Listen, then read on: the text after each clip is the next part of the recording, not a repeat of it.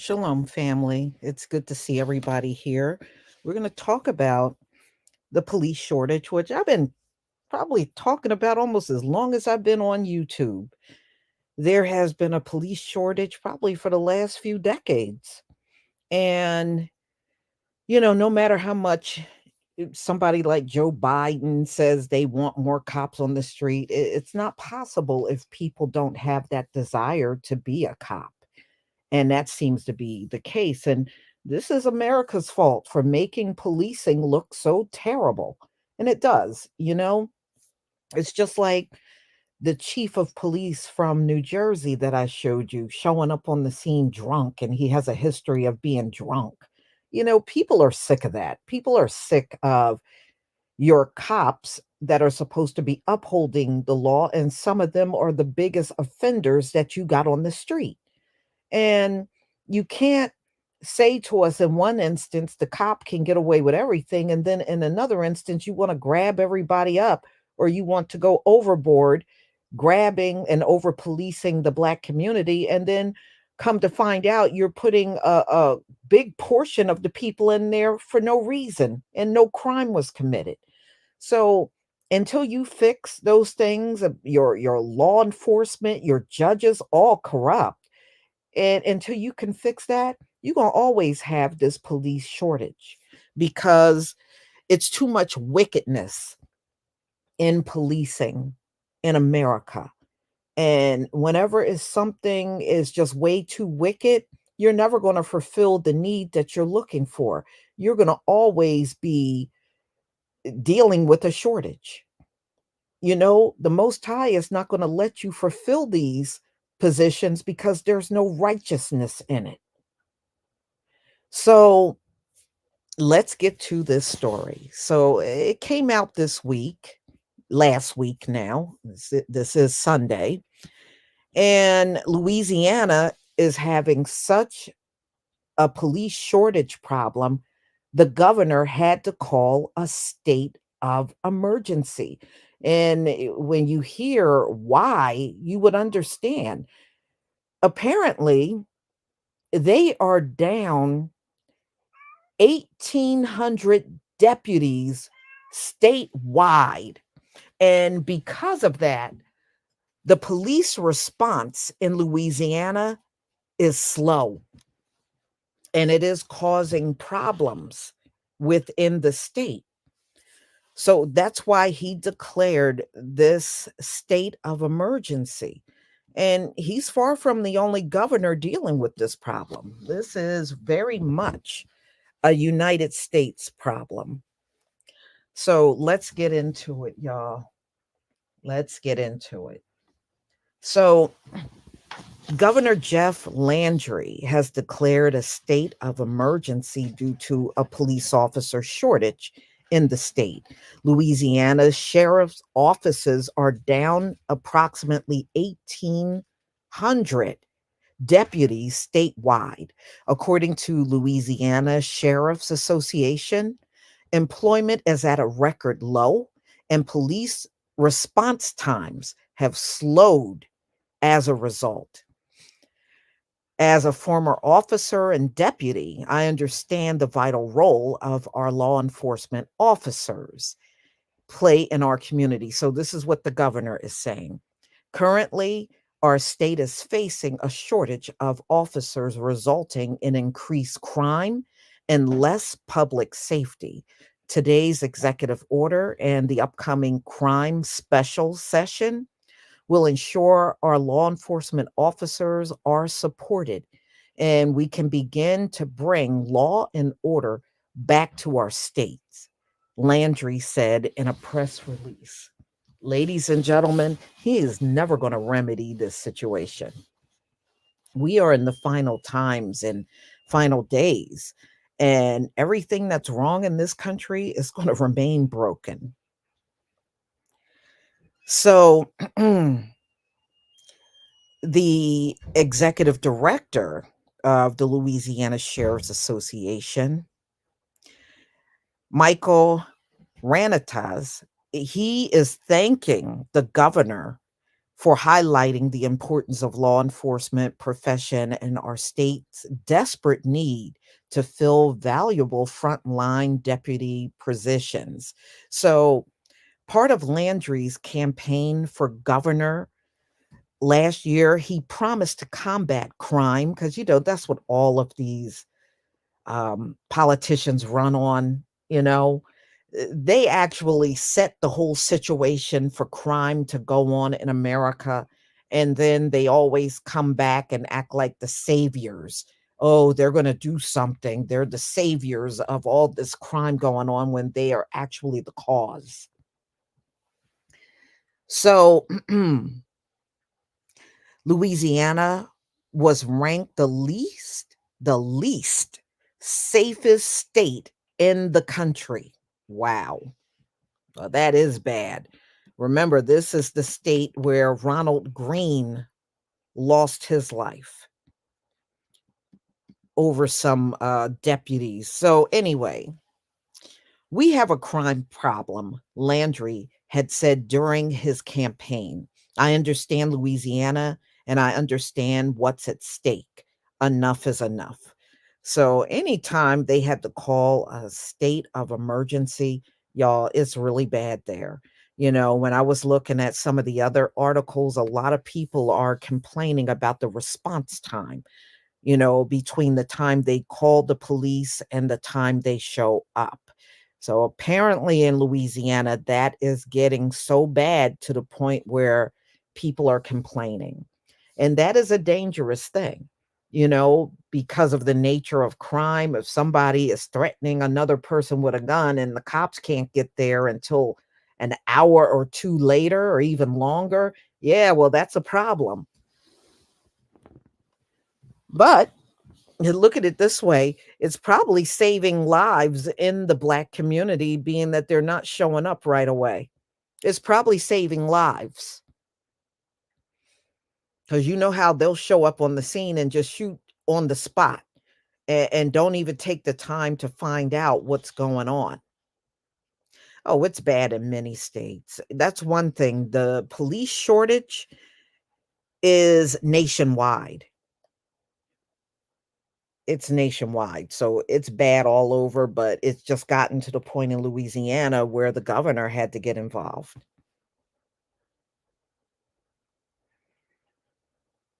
Yeah, it's poverty.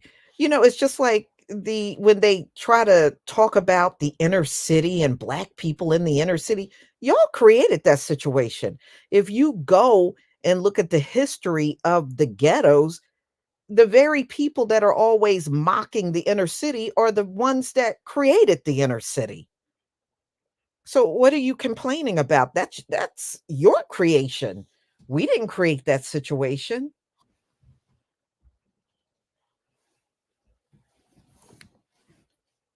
But see, it's time for policing to come to an end because of where it came from. It came out of chattel slavery. So it got started in wickedness. It's time for it to go. That's what it means. It's time for it to go. The need for it back then is not really the need right now. And all of this crime is due to the poor leadership that we have in charge and had in charge now for centuries. The leadership is poor. That's why the crime has always been out of control. But y'all, they don't want crime to go anywhere. They make a lot of money off of crime.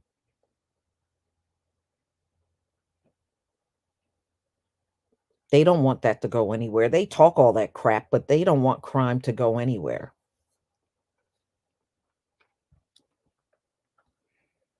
And the sad part is they had the opportunity to turn it all around. It could have came out of something bad, but they could have turned it around to something good and they failed to do that. So now people look at this job, number one, depending on what part of the country you're in, depending on whether it's a state or local or county police job. Let's let's face it, most of the time on the local level, policing, it's poor pay. The pay is horrible. They don't get paid good money, especially on the local level. They don't get paid good money. They may get paid better in the city, but in like these small suburban towns, they don't get paid nothing. So a lot of people feel number one, the pay, and then all the hassle of interacting with all these crazy people out here.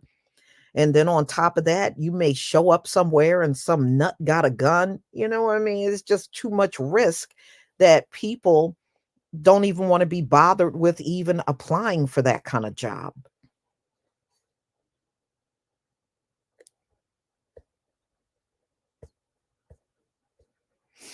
I heard about that, oh, they were going to make the Ukrainians police officers or these migrants. I think that would be a disaster. And the reason why I'm saying this is look at the conduct of the migrants that are here. Do you know how over the top they're going to go if they got a gun and a badge and a taser? You better be careful that they don't turn on other cops within the department. It's not them coming after us, it's them going after other cops internally. Look, they are already trying to fight on cops out here in the streets. You think if they work side by side with the cops, those fights are going to end? No, they're going to keep them fights up. I'm just telling you, it's not going to turn out the way you think. Making these migrants that are already out of control police officers, that's just going to create a bigger headache internally for the police. Why don't we ask those two officers that were kicked around on the ground if they want them same migrants on the police force? I bet I know what that answer is. Look, they brought these migrants in here over us, and look at how it has not turned out the way they thought. Look, I talked about the migrants mainly in New York. That's only because I'm by New York, and it's easy to get the news out of there because I'm right by the state of New York. And they're now finally coming around to it. Before, they kept saying, "Oh no, the crime is about the same. It has not gone up." Now they're starting to admit the crime is going up a lot because of the migrants that are there. They're finally admitting it. And just think, if those migrants become police officers, do you think they're going to really go above and beyond to apprehend their own people? I bet every dime in my wallet, they'll probably won't apprehend their own people at all. When they arrive on the scene, they'll probably just let everybody go.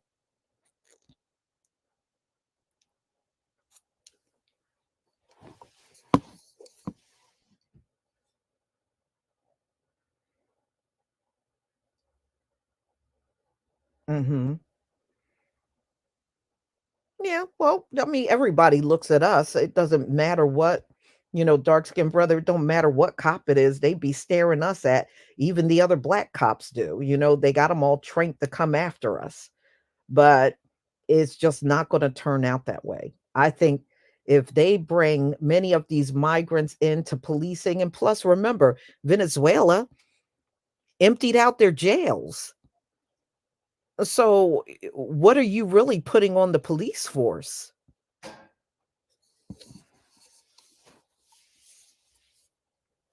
They can't vet these people. They already admit they probably not even getting real names.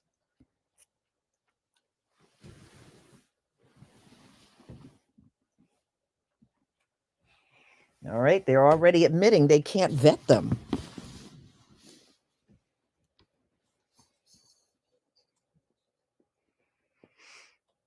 Mhm. Yeah, but they gonna have their hands full, y'all. Trust me. We're less than a month away from spring. They're gonna have their hands full. Believe me, they're gonna have their hands full dealing with these migrants when the weather gets warm. Now they're already complaining about how bad it is. Once the weather get warm, and you see Eric Adams, it got so bad in New York, he had to put curfews in place. How much you want to bet they're going to disregard those curfews when it starts getting warm? Those curfews are not going to mean a thing.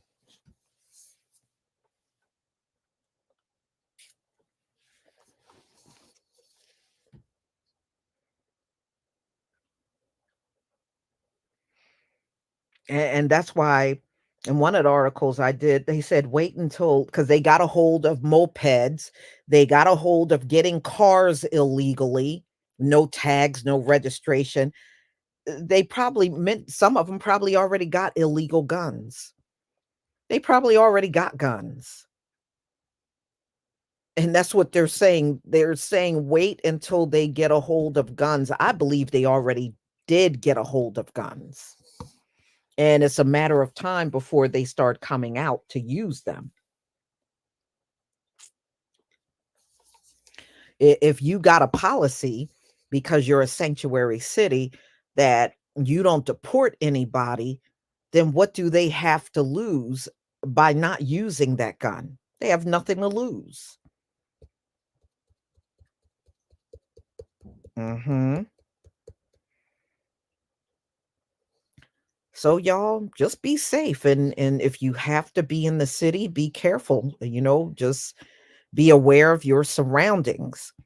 If you don't have to be in the city by yourself, then try to go with other people.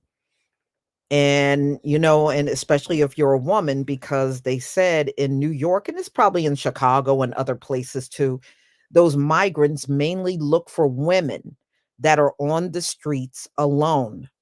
So just be careful. And if you have to be on the streets alone, um, just make sure, you got your phone readily available if you got to call for help. But hopefully you won't be in that situation at all. I certainly pray you're not. I don't have to really go to the city like I used to. When I was working, I would have to go to the city because every now and then I would have to go to a different location for meetings. And a couple of times I had to go to New York for meetings, over in Philly for meetings. I did training down in Baltimore, so I moved around a lot more. Now I don't have to really do it as much, but I still got family in the cities, you know? So just be careful. Just be careful and try not to use your phone out in the open because they said that's the biggest thing they're after. They want to use your phone. They're trying to get to your Apple Pay and max out your credit card or your debit card that you have on there. So just be careful, y'all. So I'm going to go ahead and conclude the live stream. Thank you all for being here. Thank you all for your support. Not only when you give donations, but also when you give me cash apps and PayPal. I do thank you. Let me see. I do see some things here.